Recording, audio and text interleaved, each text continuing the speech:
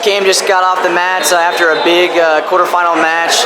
What was the score going into those last closing seconds? Yeah, so the score was 4-1, and I was looking for a takedown there on the edge of the mat to close out the second period, and so the score was 4-1, and at that point I was working for my takedown. So. Were you able to hear this crowd here at Wells Fargo? Yeah, not during the match. You know, you're kind of zeroed in on what's happening during the match, but after the match, I really tried to soak in as much as possible because you only get that so many times. You know. What is it about Crescent that just has such a loyal following? I mean, that was heard through the tunnels. Yeah. Our crowd, you know, it's the best. I truly believe it's the best here in the state. Because we're such a community, we're such a family. We help each other out, we're there for each other, we're there to cheer each other on and pick each other up, and I think that's what the greatest part about our community is. And I've said this before in interviews before, and you know, I wouldn't have it any other way. You know, our community is the best there is.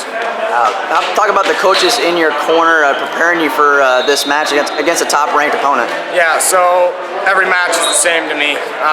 I don't go into any other matches thinking different things.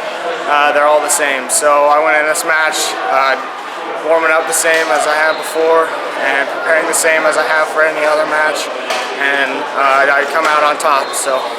What's the momentum like for your team? Yesterday was a really good day for your team as well. What's that momentum like knowing that you're the next on the mat? Yeah, so we had a great day yesterday. 7 out of the 8 made it onto the quarters here. So we feed off each other's momentum for sure.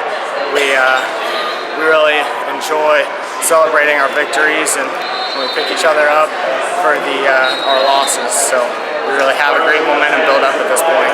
When you looked at the brackets on Saturday night and you saw your draw, did you just kind of embrace it and just say, hey, I got to go to work, or were you concerned about each match? That's funny because I have never looked at my bracket before. I don't even know who I was stepping on the mat with at that point. Once I knew that Johnston was from Osage, so that's the only reason I know who I was wrestling at that point.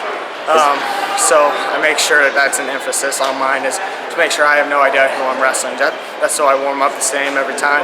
I mentally prepare the same every time, and that's the way I do it every time. So I'm not going to change it up for someone who's state ranked. How long have you been doing that? I mean, that's hard to do. Yeah, it is. It is. You got to isolate yourself from family members. They talk about it.